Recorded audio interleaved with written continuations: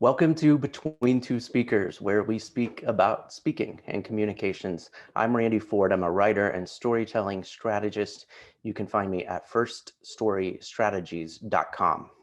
And hi, everyone. I'm Mariana Swallow. I am a professional communications and public speaking workshop leader and coach. I also teach business and professional speaking at Loyola University in Chicago. You can find me at marianaswallow.com. So, Randy, I want to kind of switch gears here for a second and piggyback off your expertise of storytelling. And you and I teach this to clients, we talk about it in seminars.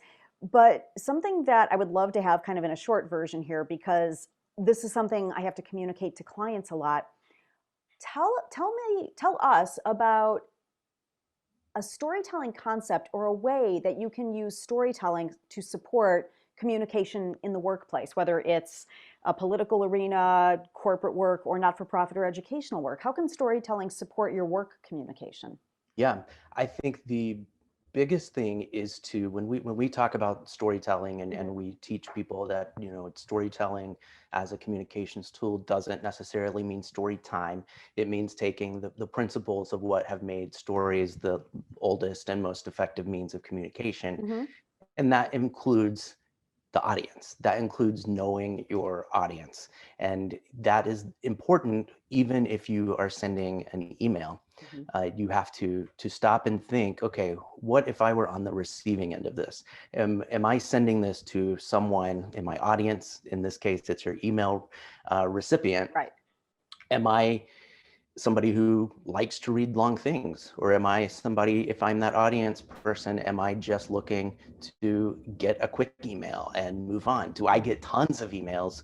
What method do I prefer to be communicated by? Maybe it is somebody who would prefer that you pick up the phone and give them a call. Yeah. And for those of us who don't love the phone, our preference might be to do something written, but if it's really about connecting with your audience, that includes what is the most effective means of communication for them. Maybe they prefer text, maybe they prefer a WhatsApp message. And if that's where you can meet your audience to get your point across, then great. And I think when you think about it as simply as in an email, Mhm. that you then can extrapolate, and that means if you're giving a presentation or it's your turn on the agenda in a meeting, it's the same thing. Being mindful of people's time and their communication style is just as big as what you are sharing with them and what you want them to take away.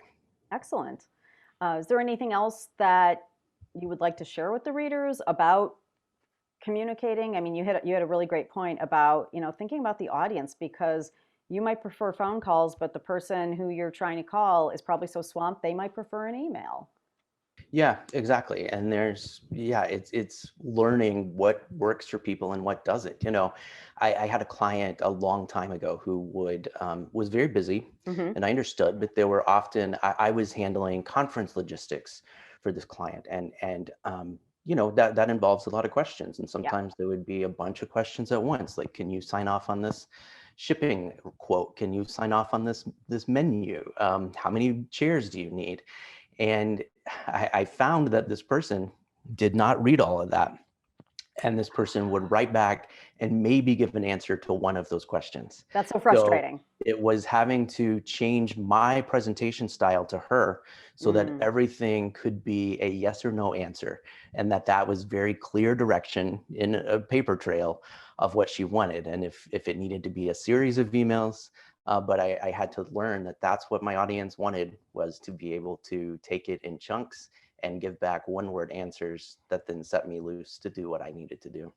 It's a great example. Thanks for sharing that. And thanks for answering my questions. This has really Yeah, helped thanks me. for the And questions. Those were fun. so thanks for talking to me today. I Yeah. really enjoyed this. Yeah, I did too. Thank you so much. Thank you. Thanks for joining us on Between Two Speakers. We'll see you next time.